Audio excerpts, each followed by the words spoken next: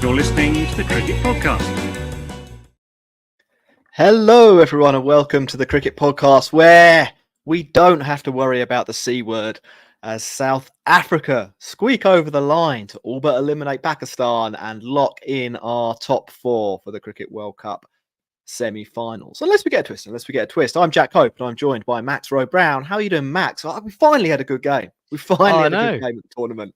Yeah, what a game it was. So much tension as well at the end. That DRS review of the Harris Ralph delivery, the LBW on Tabraiz Shamsi, that was peak cricket tension. All that an entire day's cricket boiling down to some people pressing some buttons in a studio somewhere. That was perfect. It would have been a nice way to end it, but it was all credit to Maharaj and Shamsi for seeing South Africa over the line. And yeah, shame. RIP the World Cup until the knockouts. Well, it does look like that. I mean, mixed emotions, I would say. I was really excited watching the game. I thought it was a fantastic cricket match. I thought Pakistan's comeback was inspirational in some ways. It was pretty much peak Pakistan when Harris Ralph took that catch. I thought they're going to do this. They're actually going to pull this off somehow. Then you get the umpire's call that doesn't go their way, and that felt to me like the sliding doors moment. And South Africa get over the line. It was an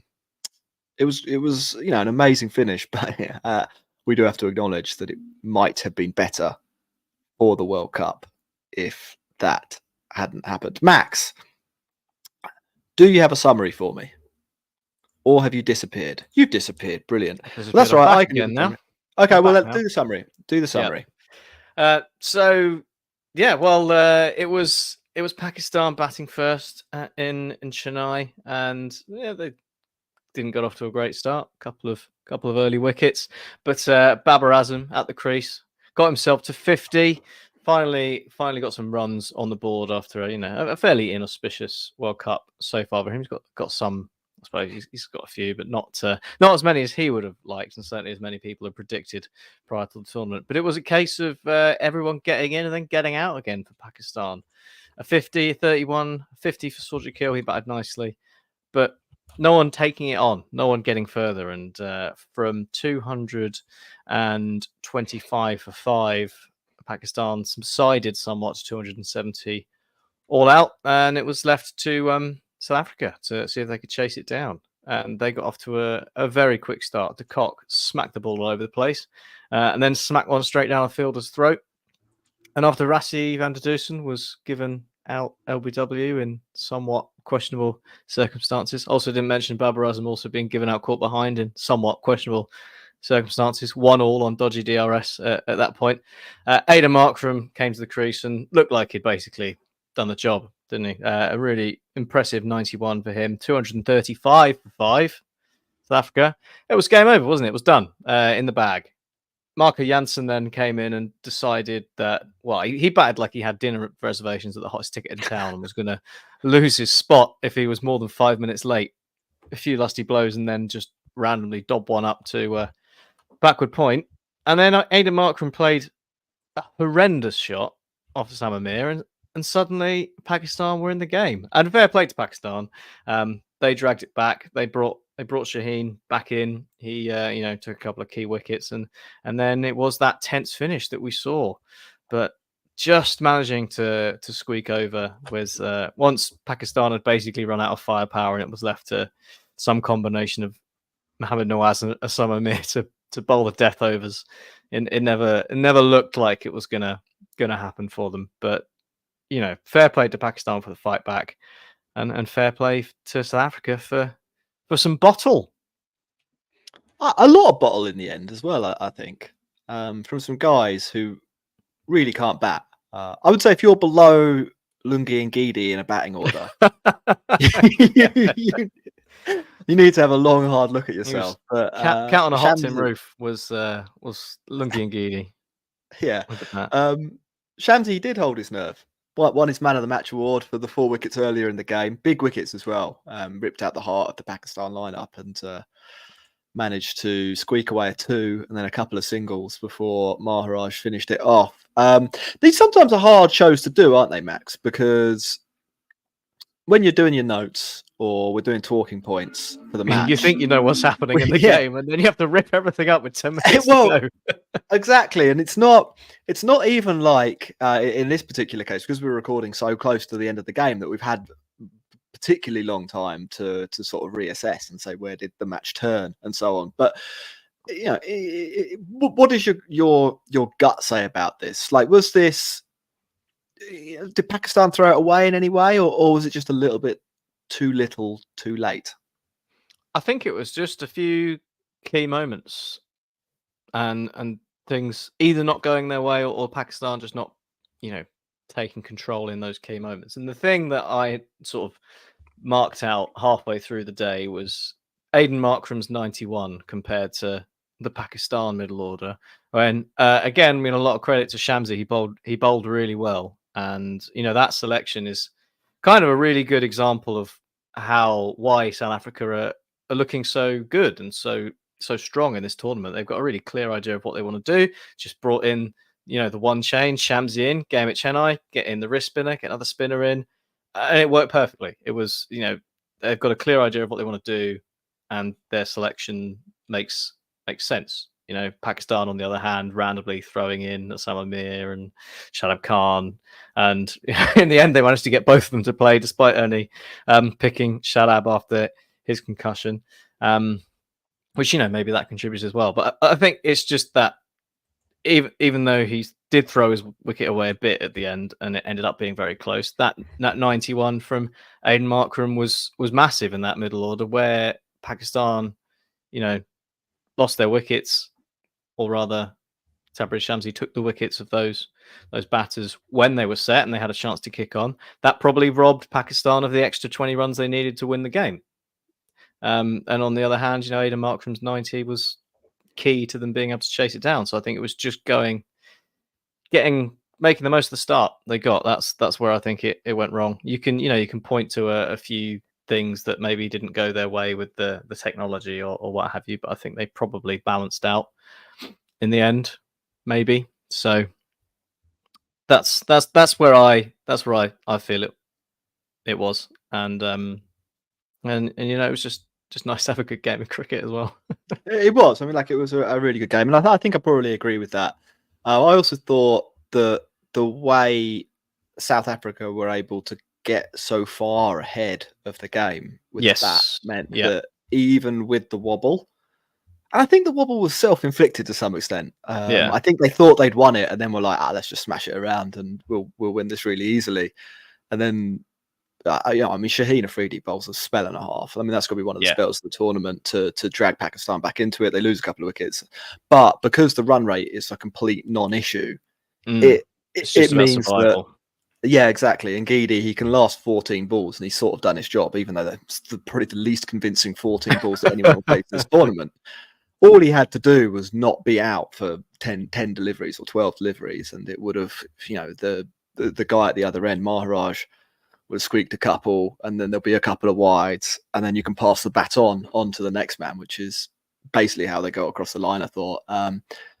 Impressive by South Africa to pull this off. Obviously, with all the World Cup baggage that they carry, dating back, basically since their readmission into international cricket, this was the kind of game when it started to slip away that you thought they would lose, and then there's like a recent history of them not being that good chasing. Have they banished the hoodoo? Is the hex lifted? Absolutely not. No way. That game was done and dusted after 30 overs. There was nothing in it for Pakistan. It was all over, and then it wasn't, because it's South Africa, and to a certain extent because it's also Pakistan, and we know that they're a side that can just pull unbelievable performances out of seemingly nowhere. But I think anyone looking at South Africa in this lineup, despite the impressive start they got off to and the impressive performance of Markram in that middle order, they're going to look at that and think, well, okay, the blueprint here against South Africa is, can they chase it down? If Pakistan, like I said, have put on those extra 20 runs, South Africa maybe aren't getting there, or maybe Markram doesn't think this is over and smack one in the air for no apparent reason. That's another, it's hypotheticals. But I'm looking at this as another team. I'm thinking, if there's a weakness in South Africa, which there hasn't really been so far, it's them chasing. Yeah, I mean, I would agree. It wasn't massively convincing. I do think holding your nerve at the end is impressive from the tail. It is. But It is. I also think that India would have won this 5 wickets down, or 4 wickets down, and I think so. I think New Zealand might have as well. And so, not only that, whoever was batting number 4 would have made it to a century. You can be damn sure of that. Yeah, but basically, and I think that yeah, as you say, might be a weakness. It's interesting as we go through the tournament, and we probably we'll have to focus in more on the top 4 now, because really I think they're going to be the only ones with relevant matches left. We are learning a little bit more. The narratives, the stories are developing around what these teams are capable of. I mean, India, seemingly anything. South Africa, anything if they bat first. Yeah. Australia, it's a kind of total lottery, but extremely talented. And New Zealand are sort of occupying the role of chugging along. Yeah, professional diligence, aren't they? They're the kind of risk management group in the risk management division of the Cricket World Cup. So yeah, here we are. It is a shame, I think, though, for the tournament. We should probably touch on this. That this means we probably have 19 matches with relatively little on the line now, doesn't it? And that it was always a possibility with this format. It's come to be realised. It has, and that is sad, isn't it? Yes, it is. It's a little bit of a shame, but there are a few things still, aren't there? There's the potential for Sri Lanka or Afghanistan to sneak in. It's unlikely, obviously, but they'll be looking at all these people saying, "Oh, there's 19 games left and there's nothing to play for. What a waste of time." Thinking, well, hang on a minute, we're only a couple of points out of the away from Australia. We've got, and they looked a bit ropey at the start of the tournament. We've got every chance of sneaking in here. So there's a bit of intrigue from that point of view, and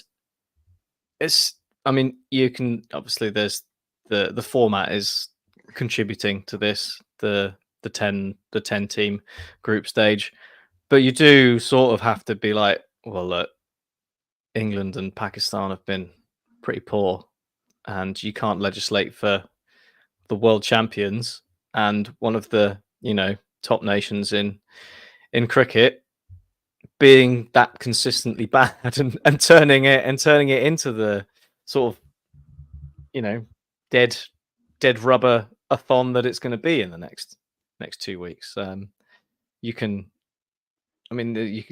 a fair point. What people have been saying that really they should be home by now. That we shouldn't have to watch them again because they've been so bad at the start. That's a fair comment. I think basically there's no threat, no punishment for being that bad at the start of the tournament, and the result of that is that we have to watch these teams continue. But it's it's on England and Pakistan for not turning up, and that's how it's worked out. But you can't necessarily legislate for that. It's just part of sport. But it is a shame, and just gives us a nice long build up to the semi-finals, doesn't it? Wet the whistle. Yeah, it's just what we wanted. I think it's always good when a World Cup has a 2-week build up to the next important game. That's just how I would have designed it if I was. Yeah, it's like when the pre-match show for the FA Cup starts at 8:30 in the morning. Like, oh yeah, I'm going to sit watch every 8:30 in the morning 2 Saturdays before. Yeah. That's no. I mean, like, it's a completely stupid format, and it now inflicts a kind of farcical 2-week cricket marathon on the cricket watching public, who probably are ready to move on to the next thing, to be honest. And I mean, I think that's the real issue with the format, is that the early games in the tournament have got kind of no jeopardy, and then the games in the middle of the tournament have got way too much jeopardy. and then the games at the end of the tournament or the end of the group None stage again. have got Yeah. basically no jeopardy. So, it's supposed to crescendo. That's how you'd ideally have it. Like it's supposed to be. You're supposed to have your do or die games near the end of the group stage. But even in the best case scenario, you'd probably only have one do or die game. I think there's the possibility that England play Pakistan, I think, in the last round of fixtures. And there was the possibility, I think, that could have been a deciding match. As things have gone, it won't be. But otherwise, if you looked at actually who was playing who at the end, it's like Australia v Afghanistan, probably not going to be much jeopardy there. India v Netherlands, probably not going to be much jeopardy there. Kind of a weird format for the group stage. Not helped, as you say, by two of the alleged bigger teams, losing games the place out. to really bad sides, or to sides better than them, but to sides that you wouldn't expected to have lost in the first place. Last thing I wanted to touch upon in this match, Max, I think was the curious case of Iftikhar. Opening the bowling. Well, they kind of used him weirdly twice. Yes, he batted 5 and not 6, and that meant Saud Shakir came in at 6 and not 5. When I'm sorry, but it's kind of obvious that you use them the other way around. And then he opens the bowling, starts, what was it, with 5 wides? 5 wides first ball, yeah. Yeah. Is nowhere near taking wicket. Now, I know what Pakistan are thinking. They're thinking Quinton de Kock's got maybe a weakness against off spin. Not against that, though. I mean, like, I can roll my arm over. I can flick it out. Off spin in inverted commas. Yeah, I'm not going to get Quinton de Kock out. Bizarre, Max. I don't know if you've got any insight into the decision-making process there. Does anyone have any insight into the decision-making process of the Pakistan cricket team? It's a lost cause, but I like that they tried something. But you do have to sometimes look at what you have at your disposal, and you've got perhaps rolling the dice of a part-time off spinner against the World Cup's leading run scorer, or one of the best white ball power play bowlers in the world. You've got those. Which one are you going to choose? I am going to go best white baller in West best white. Blimey, O'Reilly. I'm going to go with Shaheen Afridi, Max. Nice, yeah. And that is why you're not in charge of the Pakistan cricket team. Thinking too inside the box, Jack. It's too obvious. You need a bit more lateral thinking. Well, yeah, clearly. I mean, I've actually just brought up his stats here. See, I was thinking in the last match that he played, correct me if I'm wrong, but didn't he get out first ball to Reece Topley, or second ball to Reece Topley, second ball. It was he drove it for 4, drove first ball for 4, and then nicked off second ball. So I brought up, the tall left armour. Yeah, I've quick metric to his stats. Actually, a very similar average against left arm fast. Against left arm fast as against operators. 4 runs in it and a lower strike rate. So. I'm not sure. Then account for the golfing class between Iftikhar and Shaheen Shah Afridi. Yeah, it does seem like an odd decision, doesn't it? But I do at least. I will reward them for a bit of lateral thinking, doing something a bit different. I like the idea. Just maybe don't go with the knuckle duster when you've got a bazooka. Yeah, I think we'll try and get a Pakistan voice on for a show next week to talk about this tournament and maybe commiserate with Ross. He's probably the biggest England fan. We'll get Ross in the mix to talk about that. It must be a pretty disappointing feeling, I think, though, if you're a Pakistan fan, which is probably the last thought on this game. A fair amount of hope going into the tournament. Obviously, Naseem gets injured on the eve of things, and then the wheels have sort of slightly come off, haven't they? 3 losses on the bounce after a reasonable start, record World Cup chase. That's the feeling. Or is it 4 losses on the bounce? Yeah, it's a real and they're on the way. There will be a shake-up, won't there? Because it's Pakistan and we know what happens. I mean, we were talking yesterday about heads are going to roll for England. I mean, heads I think everyone's head's going to roll now. Pakistan love a shake-up, and I look forward to seeing what the carnage is and the detritus from this particular attempt at the World Cup. Yeah, well, I think we saw Act 1, didn't we? They fired their social media manager for making some sort of a post, which was really good. They released a statement, and the gist of it was, look, everybody get behind the coach and the captain. And then the next paragraph was like, even though they've not been doing a very good job. Like the famed chairman's support, the voice of confidence from the chairman. Yeah, but they didn't do it right. They're supposed to just say, we have confidence in these two. They didn't stop there. They said the bit you're not supposed to say. And but everyone knows what it means. So I applaud them for taking the bit between the lines and just putting it on the lines. That's good. Cool. Right, that's Pakistan v South Africa. Another one in the books. A really good game. Should we take a break? Then we'll do a quick whiz through the weekend's fixtures before our next show, which will be Sunday evening. So actually, good time to remind people: like, subscribe, follow the Cricket Podcast, whichever platform you're listening or watching on, so that you catch our content. Because it's India v England on Sunday. Now, regardless of how the tournament's big one, gone, regardless of how the tournament's gone, that's going to be a fun game. India will be really looking to make a statement there. And, it's England's last chance, really, to come out of this World Cup with anything resembling pride. So let's take a break and we'll come back and discuss that. You're listening to the Cricket Podcast.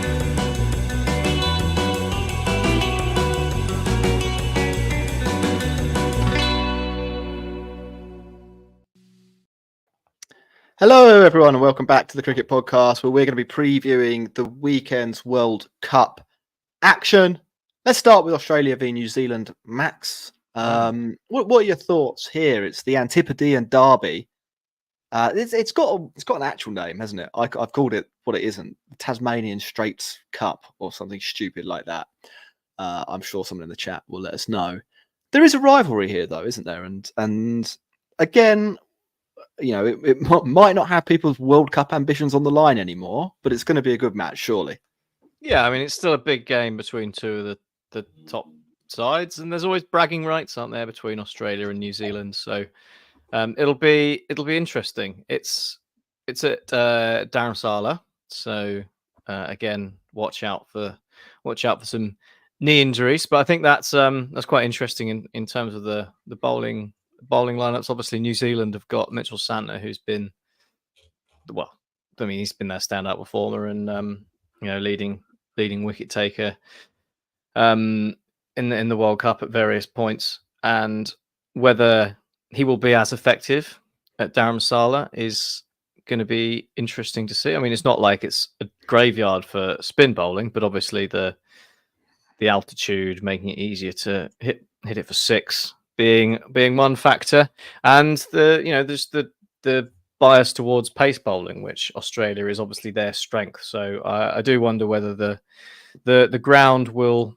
lend a slight advantage to Australia over New Zealand in this one, even though they obviously they've already got the beating of New Zealand generally in these games. So I wonder if that will just tip the balance enough towards them.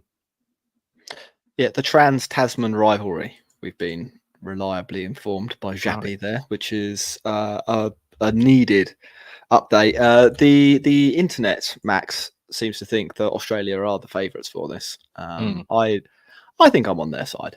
I think Australia are heading in the right direction. I think that their bowling attack is coming together. You mentioned Zampa there, sitting joint top of the wicket-taking leaderboard. He was probably the weaker link, I thought, earlier in the tournament, not quite clicking. And I know that the strength of schedule has meant that he has been bowling against weaker players, but it looks like he's got a bit more rhythm. And I think more than any other bowling type, leg spin is the one where sort of rhythm matters, because the margin for error is thinner. I would say. So he's looking pretty good. Where's your money? Your proverbial money. Yeah, I'm going to go Australia. Yeah.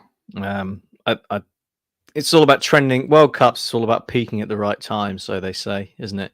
And it's difficult to peak at the right time when when there's such a long build up to the knockout stages. So maybe Australia are peaking early. Maybe what you want to do is peak at the start, have a little rest in the middle, and then peak again at the end. Maybe that's the shape that New Zealand are going for. But I think Australia trending in the right direction, looking decent, and this will be I think I said the other day, this is going to be a really interesting one to look out for, given what Australia are, how they're looking at the moment, and New Zealand, how they've been solid, but their wins have come. The win against England is looking less and less impressive by the week. So you wonder what quality of opposition they have been beating. They obviously lost to India. They gave them a reasonably good game and ran them as close as anyone has so far. But it's going to be their, another test for them that you think they might reasonably win. So this is why I think it's going to be an interesting game. But I'll lean Australia. Yeah, it's interesting. This the kind of peaking at the right time theory, isn't it? And I saw a few people earlier in the tournament saying that there's sort of no such thing. Like it's, how can you be peaking at the right time? You're either kind of good or you're not. Like that's not a thing, they were saying. But I think for this World Cup specifically, do actually think that there is something to it. Now it helps. I think India may be a bit of an exclusion to this theory, because I think they have got a settled side and they've got an idea about what they want to do, and they played a lot of ODI cricket. But I think other teams are trying to figure it out as they go. And so it might not quite be the same as peaking, but if you are progressing and you're getting better game by game, then I think that is good. And I think we've seen that from Australia. I'm not as sure we've seen that from New Zealand. I think they started at a good level and probably sort of maybe maintain that. And I think of the other top four candidates, South Africa have probably started really high and have dropped off maybe slightly. Like they've been a little bit more inconsistent, shall we say. But Australia, I think, definitely going in the right direction. The later game tomorrow is Netherlands v Bangladesh. Do you have strong thoughts on that? This might decide who finishes bottom of the table if England could do a job against the Netherlands. It could well do. I'm going to have to go heart and say Netherlands. I mean, head says Bangladesh, but Bangladesh haven't been great, have they? They've not been good at all. The Netherlands have been impressive for what they've got. Obviously, they got a real shellacking at the hands of Australia, but it's going to happen. They got to dust themselves down, and I think it's going to be a nice tight game of teams that like to score about 250, won't it? That's what we've got on our hands. So it could be close. Yeah, I think that could well be it. It might be quite a close match. I agree. I don't think. I mean, the Netherlands, they were a little bit. I don't know, off against Australia. I think they thought that they'd done quite a good job, and then Maxwell just destroyed them. Yeah, they just started dragging it back, didn't they, after getting warm? Yeah. It took a few wickets, and you're like, okay, hang on a minute, this might not be. Oh no, oh no, oh no. Yeah, and I think from the Netherlands' point of view, I don't think at any point in their bowling innings, apart from maybe when they got Mitch Marsh quite early, that they genuinely had an expectation that they were going to win the match. But they probably did have an expectation that they could lose by less than 100 runs, which would be a pretty good performance. And I think one of the things, probably if they were really honest, one of the things they wanted to do in the World Cup was not be on the end of an absolute hiding. And then Maxwell did that. And I think, some of these guys are professional cricketers, really in name only. It's quite a tenuous existence. Some of them actually, I don't think even are professional cricketers. And I think for those guys, that's where your head can drop.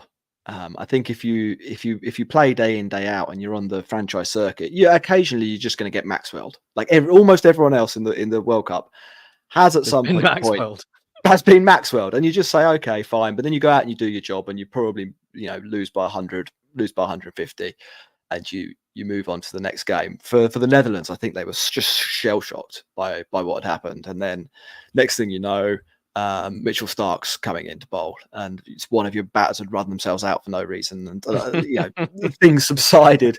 Things subsided quite quickly. I'm hoping from their point of view that they can process that. It will take them longer than some of the other players in the tournament, I think, because of everything I talked Experience. about. Yeah, but can they do it though? Bangladesh, I think there's a decent chance. I mean, I think Bangladesh have been poor. They were in a real game against Sri Lanka, and I would say they probably have similar odds as against Sri Lanka, and they ended up losing that Sri Lanka match, but they were probably 1 wicket away with half of their overs bowled from them being at least 50-50 to win that match, and they'll just need to get that breakthrough. It's not like this Bangladesh team are going to take the game away from you. So if you are able to chip away with wickets, you can restrict them whether you're batting first or bowling first. So I don't know. Like they're an interesting team to watch in the Netherlands. They're clever and they do things that other teams don't expect. I think of the teams in the tournament, Bangladesh are one of the teams that could fall for the trap again. Some of the other teams have probably looked at them now and seen what they do. Oh, they're going to open with spin. They're going to, Bastaleda's going to bowl near the end. Like they've got kind of a little bit of a rhythm. Will Bangladesh have picked up on that? Who knows? I think the jury's out on that. I think Bangladesh will win though. To answer your question. And then the last one, Max, it is India v England. India will be playing to pick up their 6th win of the tournament and to retake top spot because South Africa have edged back ahead on net run rate. Obviously, there is something in winning because you get to play the 4th ranked side in the group stage, but India and South Africa play later, so that's probably where that will be decided. England, as I said, really this is they've got this game and the Australia game, and if they win both of those, they can probably walk away from the World Cup and at least have a couple of positive memories. They might qualify. Well, I think we're getting ahead of ourselves a little bit there. If they win both of those and Australia lose to New Zealand and to Afghanistan, then they might qualify. But I think that's I think that is unlikely. It is a big game though. It doesn't carry the weight of qualification. Doesn't carry the weight it should, but yeah, it's diminished somewhat. But it is one of the showpiece matches in the tournament. Are you looking forward to it? And is there any hope for England fans? I'm absolutely not looking forward to it. There's no hope for England fans. It's going to be a bloodbath. I genuinely am looking at it. And I can't, just the way everything is going, I cannot possibly see a route to victory for England. But it's still the side. Most of the side who won the World Cup. It's a bunch of guys who've played a lot of cricket in India and in the past, in the IPL or just in tours. And generally, when England have been to India on tours, they have won games. Like I think the last sort of 5 or 6 series, like sort of white ball series where England have been in India, they've lost them, but they've lost them 2-1. They've won games. They know they can do it.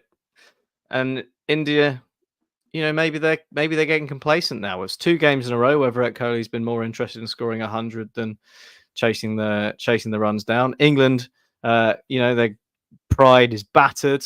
They're going to be getting it from all corners out in India, out from back home.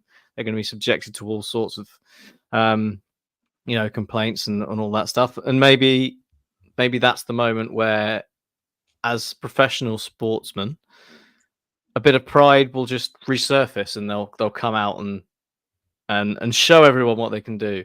But realistically, the bowling's not good enough to worry India. That's my concern with England. They might put some runs on. They might put a decent score up. They might score 300, 320.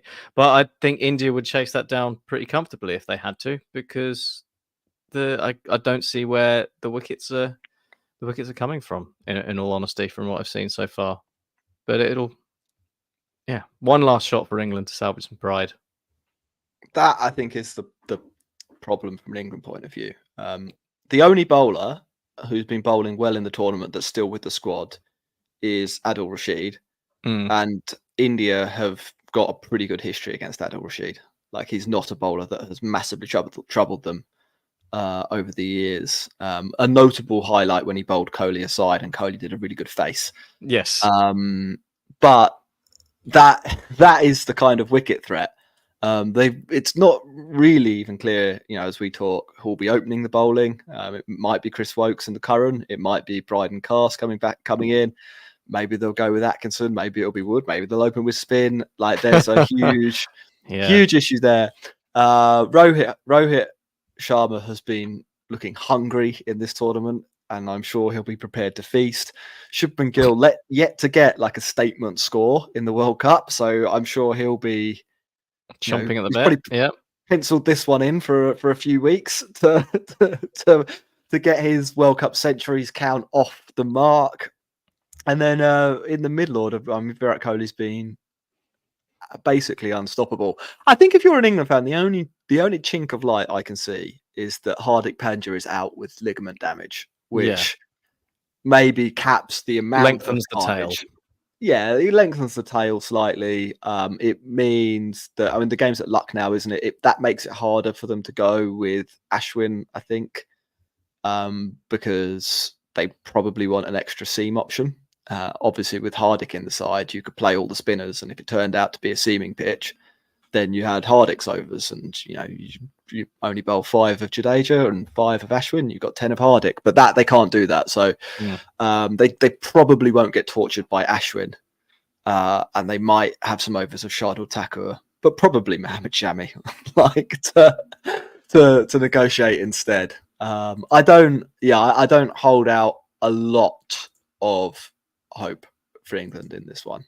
Besides, and these things can happen. But I think it would take a pretty extraordinary individual performance or 2 individual performances to pull it off. So maybe Adil Rashid has his best day against India and takes 4 for, and Joe Root gets 130, and someone gets some runs with Joe Root in the middle, and they win that way. But I think they're slightly tenuous. Like India, they've just got so many bases covered, and I expect them to win this match. To be honest, Max, I think that's it. Anything else? Well, just the usual reminders. Follow us at the Cricket Pod, Twitter, Instagram, and Facebook. We've got Patreon where you can come and support us. Patreon.com/the Cricket Pod, and as always, thank you for listening and tuning in and supporting us throughout the World Cup. It's been a record month, hasn't it, for listeners? Yep. So thanks all for coming along and enjoying the fun. It's been great having you. It's great doing it, and hopefully we can find something interesting to talk about for the next 2 weeks. I think there'll be some good games. I think there will be some good cricket matches, and there'll be a bit of jostling at the top of the table as well, which will have implications. As you said, we've actually had 25% more listeners this month than any month ever in cricket podcast history. We've still got 4 days to go, so nice. Keep sharing it, keep telling your friends, keep liking and subscribing if you're new, and also if you go back or if you want more content from us. I think this is our 3rd show in 3 days. So if you want reaction to England losing to Sri Lanka, you've got that from yesterday's show. And if you want a recap of what happened earlier in the week, that is on Wednesday's show. We'll be back on Sunday. So see you then, and goodbye. Cheerio.